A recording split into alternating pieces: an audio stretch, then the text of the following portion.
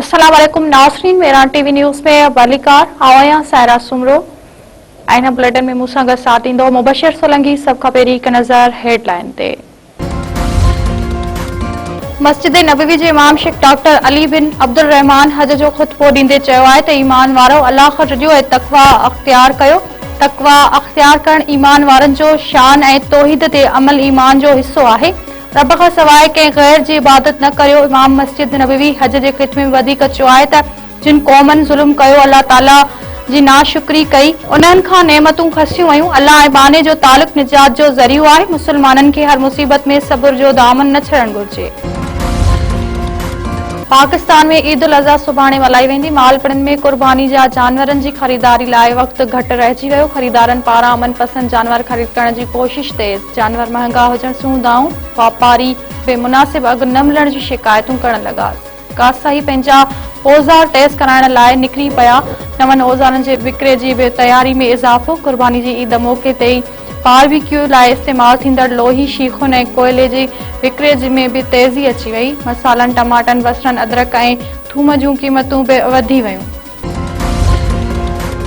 पाकिस्तान ऐं चीन में स्ट्रेटेजिक ताउन खे वधीक मज़बूत बनाइण ते इत्तिफ़ाक़। सी पैक जे आला मयार जी तरक्की, गवादर पोर्ट ऐं इलाइक़ाई राब्तनि खे मर्कज़ बनाइण ते इत्तिफ़ाक़। वज़ीर आज़म शहबाज शरीफ़ जे चीन जे दौरे जो गॾियल बदरनामो जारी। ॿिन्ही मुल्कनि में दिफ़ाई ऐं दहशतगर्दी रोकण में ताउन वधीक वधाइण ते बि इत्तिफ़ाक़। दहशतगर्दी ख़िलाफ़ फिटे मयार जी मुख़ालिफ़ जे अज़म जो इज़हार। पाबंदी मड़ियल तहरीक तालिबान ATAIM समेत दहशतगर्द ग्रुपनि ख़िलाफ़ गॾियल वक़ुफ़। पाकिस्तान, चीन ऐं अफ़गानिस्तान विच में राब्तनि खे हथी वठण ते बि इत्तिफ़ाक़ कयो वियो।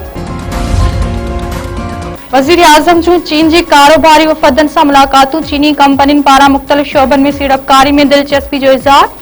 शहबाज शरीफ़ चयो आहे त माशी ताक़त जे हवाले सां चीन जो को बि सानी नाहे।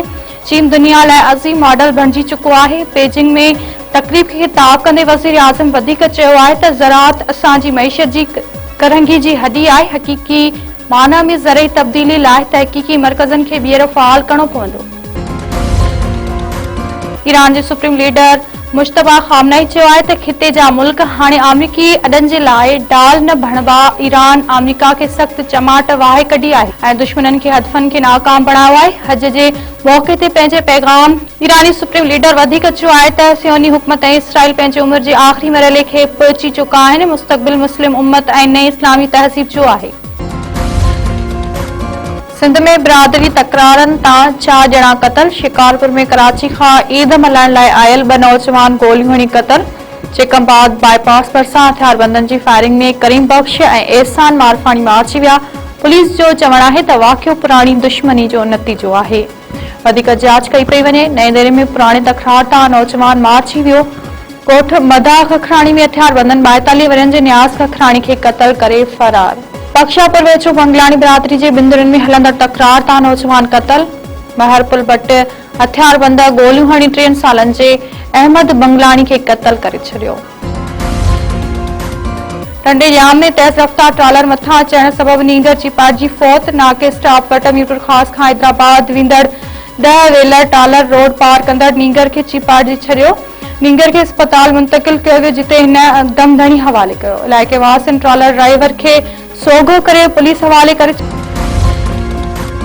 दिया रोड में पार्टी क़यादत पारां नज़रअंदाज करण ते पाण खे बाहि ॾेई साड़ींदड़ PPG आलो फौत थी वियो। PPG आले हाजी ख़ान शेख कराची जे अस्पताल में ज़ख़्मनि जा सूर नसंदे दमधणी हवाले करे छॾियो। 4 ॾींहं अॻु PPG आले हाजी ख़ान शेख पार्टी क़यादत पारां नज़रअंदाज करण तां एहतजाजनि पाण मथां पेट्रोल हारे बाहि ॾिनी हुई, जंहिं सबबि संदसि 80 सैकड़ो जिस्म सड़ी वियो हो।